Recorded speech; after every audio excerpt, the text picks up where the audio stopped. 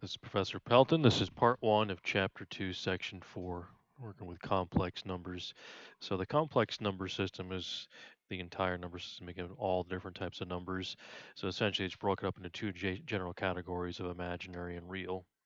Okay, and they can be written in this format, which is A plus BI, where A is the real part and B is the pure imaginary part, essentially. There's a variety of ways to show it, and they have the circular type regional method of showing the number system, and the left hand side is a kind of a block method with some examples inside. So if you're part of both, you're an A plus BI form essentially. So they use the funny C to represent the complex number system, which is the overall number system. So you notice in the calculator there'll be a complex form setting a lot of times, so you can account for imaginary answers. Okay, so essentially, if you want to graph these numbers, however, you're going to need a complex plane.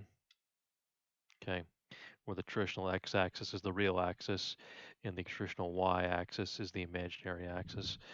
Some books label them as x and y, although they're really not x and y. It's just a two-dimensional plane. Okay, so keep in mind that the imaginary unit is an italic I. So pi, e, and I are the general three symbolic numbers from high school, I being the imaginary unit, typically seen in pre-calculus, algebra 2, things like that. So if you squared I, you get -1. Think about why that is. Because if I is the square root of -1, which is by definition, if I square both sides, I equals -1 because they cancel each other, obviously. Okay, so you can put these in standard form, which is standard complex form. So this is -4 plus 6i would be the standard form. So if I'm going to graph that, that's -4, 1, 2, 3, 4, and then 6i, 1, 2, 3, 4, 5, 6. Not to scale, but that would be where it was essentially. Okay, so if I do 2i, just put a 0 in there, so it's 0 plus 2i. Okay, so that's 0 on the real axis, and then 2 on the imaginary axis. Okay, and if I do 3, that's 3 plus 0i, which means 3 on the real axis and 0 on the imaginary axis. So we have 1, 2, 3 essentially. Okay, all right, so that's a general idea of what the format they should take as far as complex answers and then where they exist in the real plane. All right, let's look at page 2. So we'll do some radicals and exponents that involve the imaginary unit. So it's typically in pre-algebra, they tell you you can't do the negative square roots because you don't know the imaginary unit yet. So if I break this down like we did in the prior chapter, this is -1 times 5 times 5, which is the square root of -1 times the square root of 5 squared. So we now know that the square root of -1 by definition is the imaginary unit I, and we know from the prior chapter that the square root of 25 is 5 because the square and the square root cancel. So in fact, our answer is 5i. Okay. All right, following the order of operations, exponents come first. So we have 5 squared times I squared. So 5 squared is 25. And if you don't remember what I squared is in the prior page, we know that I is the square root of -1. So the square and the square root cancel, which gives me 25 times -1. So thus I get -25. Okay, so most students just remember that I squared is -1, and the I is square root of -1. For some reason, students make a mistake, and for some reason they put -1 for every single answer. Not quite sure why that is, but that's not true, because by definition, I is the square root of -1, which is completely different than just -1. Okay, so the square root of 20, that is -1 times 4 times 5, which is the -1 times 2 times 2 times 5. So what I really have here is -1 square root. I have 2 squared, and I have a root 5. Okay, so the -1 is an I, and the square root of 2 squared is 2, and then there's a root 5 left over. Okay, because there's only one thing in the radical. So I can rearrange these, and I get 2 root 5. I is my answer. Okay, so what you'll notice about these answers is the first two answers were perfect, which means everything comes out. They can happen with the ones that are I, the ones that are not I. And the last one is non-perfect, which means not everything came out. Make sure to put the I as the last term, but be very careful not to put it inside the radical. Put the little dot there so it's obvious. All right, pause the video and try the student problems for yourself.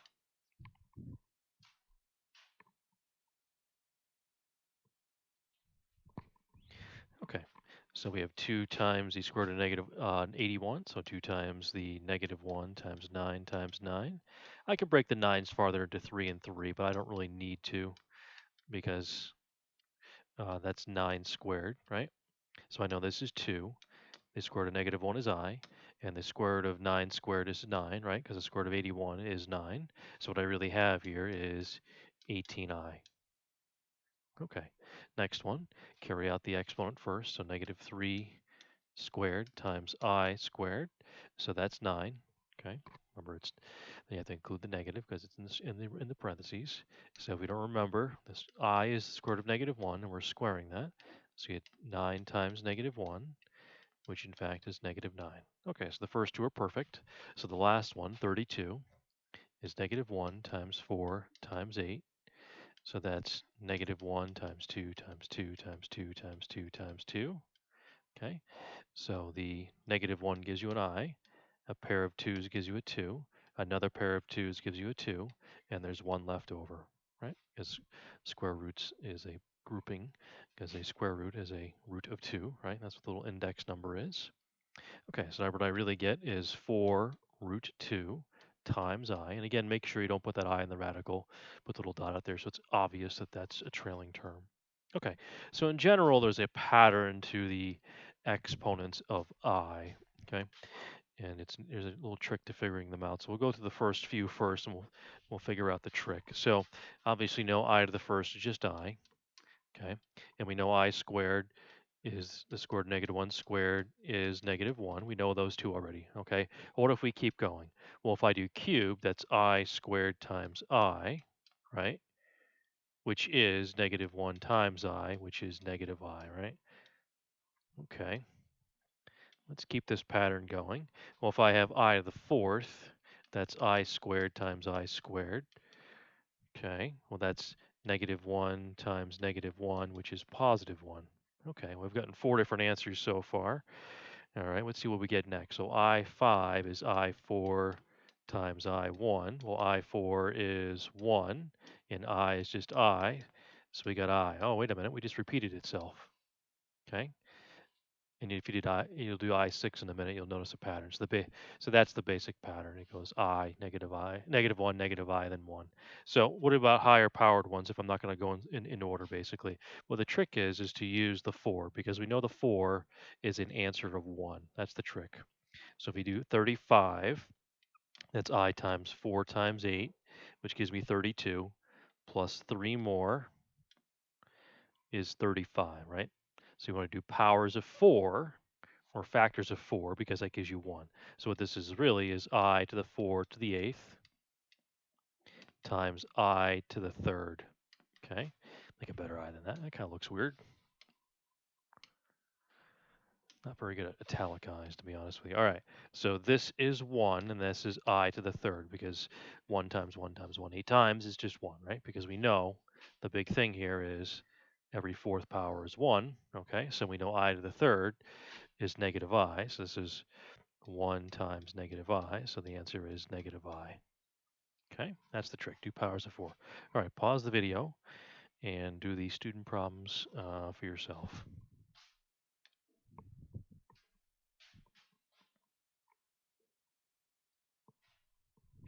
Okay, so again, you can do powers of 4 here.